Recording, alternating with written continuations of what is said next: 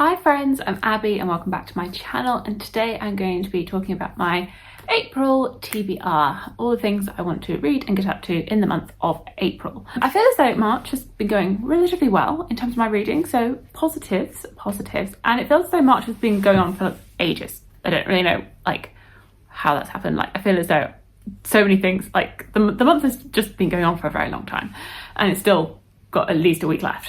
Anyway, thinking about April and moving into spring. So there's pretty much one book on my TBR for April. Might be a little bit of a short video, but I'm going to put this on the TBR and hopefully it'll work. My TBR for April is Rhythm of War. There we go. There it is. TBR done. I would like to get to Rhythm of War. Rhythm of War is very chunky and I do not read these books that quickly.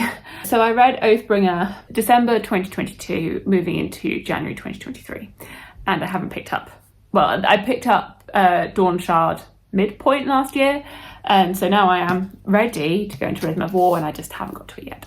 I think I need to give myself a little refresher, but I think most things are pretty still clear in my head. I will make a video on this, and I have got videos on the first 3 books in the series where I talk through as I read it, vlog style, with full spoilers and theories and thoughts. That will be coming for this.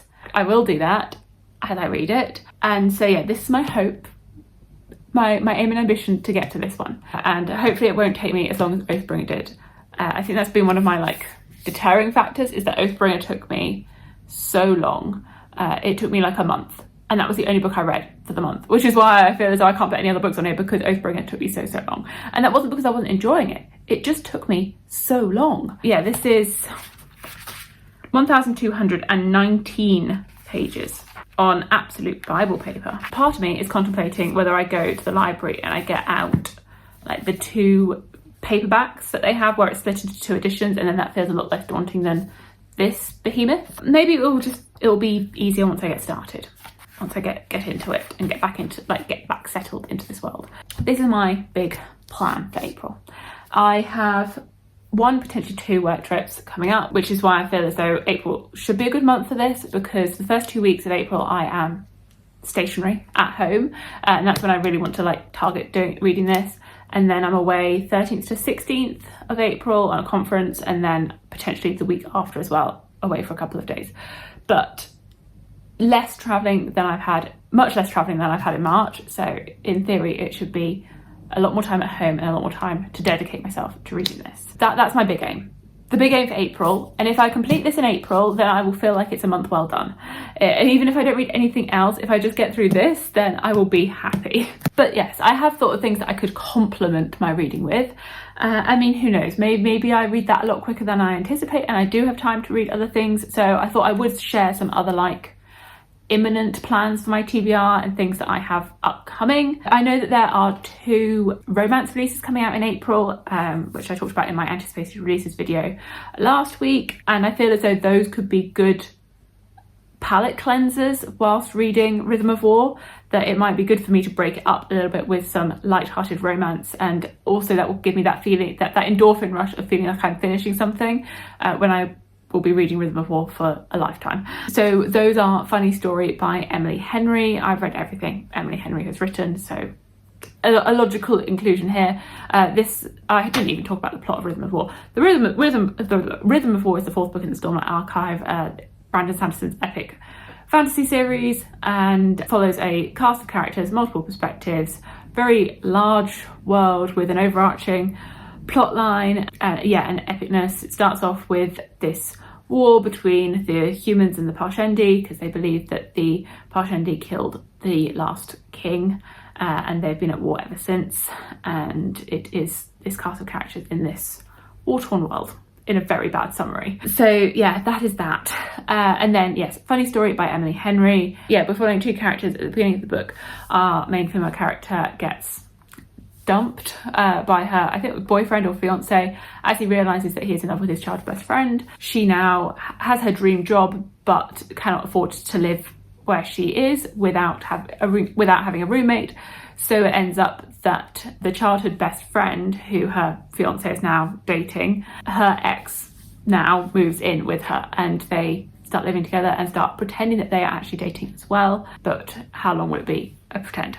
So there's that one, and then there is Just for Summer by Abby Jimenez, another one of my romance authors that I really enjoy, and that is where our male love interest feels as though whoever he dates, when they break up, that person then goes on to meet their love of their life, until one day someone says to him, I have the same situation, that always happens to me, and so they decide to start dating so that when they break up, they will both find their soulmates. So those are my like two, I feel like these could be good romances to read. Otherwise, there are always sequels in other series that I could pick up and read that I would like to continue on with, and it's just, I definitely do not think I could get to all of these, but hopefully I could maybe get to some of them in amongst Rhythm of War that I could continue on in some series. So I have The Battle Drum by Zara El Arifi, the second book in the Final Strife series. So I have this one that I could read. It's a like epic fantasy world with a hierarchical system where the populace is separated by blood. So you have the red bloods, which are the elite and they're able to work magic, the blue bloods, which are looked down upon, and then the ghost bloods, which are extremely looked down upon because they tried to rebel many years ago. And so currently now anyone that's born as a ghost blood has their hands cut off and their tongues cut out so that they cannot communicate and rebel again. And there is like a set of trials in the first book to decide the next ruler, and there's been some blue bloods and red bloods that have been swapped with the hope that the red bloods that have been raised as blue bloods would then overthrow the system. So I really want to continue this. I also have the third and final book in the War of Lost Hearts series, so the first book being Daughter of No Worlds. So I read the first two books this month in March, and I'll talk about them in my March wrap-up, but I would like to finish off this series. This one just feels very chunky as well, that it feels a little bit daunting to put this on a TBR when I also have Rhythm of War on a TBR, because this is 700 pages. I know I read those first two books very quickly, and I love Chris Broadbent and everything that I've read by her, but it does feel quite chunky. It does feel very chunky.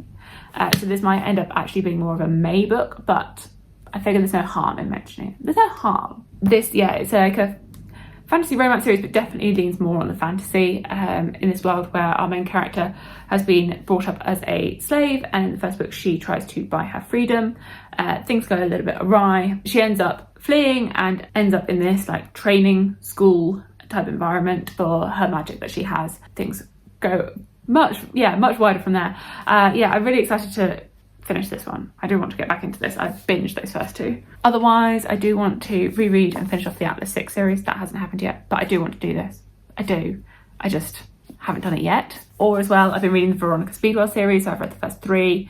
I've ordered the fourth one. It's not quite arrived yet. I could maybe continue on with that series. Or I read Dreamer's Pool by Juliette Marillier in March as well. You're just getting all the spoilers for what I read in March. I read that in March, really loved it, and I've ordered books 2 and 3, so maybe continuing on there. I wanted to read The Warm Hands of Ghosts by Catherine Arden in March. Hasn't happened. Maybe I would want to read this. This book's also been calling to me, which is a fantasy romance, A Fate Inked in Blood by Danielle L. Jensen. So there's lots of like ideas of things that could come onto the TBR, that could be read. I do still have a week of March as well left. I don't know what I'm reading this week. I am travelling for work again, but there is definitely some time in the month to at least finish one more book. So maybe one of these gets picked up. I don't know. All I know for certainty is I would like to read Rhythm of War, and hopefully I get to some other things as well. But Rhythm of War is the big one. So there are some ideas of what I would like to read in April, and some of my plans for the upcoming month. Let me know if you have read any of these and your thoughts on any of them, or which ones you are most excited to hear my thoughts on. And thank you so much for watching, and I will see you in my future videos. Bye!